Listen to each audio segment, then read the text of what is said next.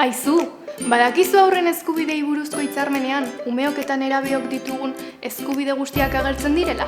Bai, eta gure eskubideen protagonistak garela. Guk badakigu zeintzuk diren, eta zuk ezagutzen aldituzu?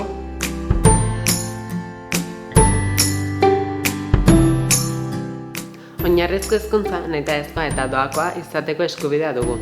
Horrek aukera berdintasuna bermatzen baitu. Hezkuntza maila guztietan ikasteko eskubidea dugu. Eskola giza eskubideak errespetatzen erakutsi behar digu, eta gizartean bizitzeko prestatu behar gaitu. Gure gaitasunak eta nortasuna ahalik eta gehien garatzen lagundu behar digu. Eskolako bizikidetzak gure duintasuna errespetatu behar du.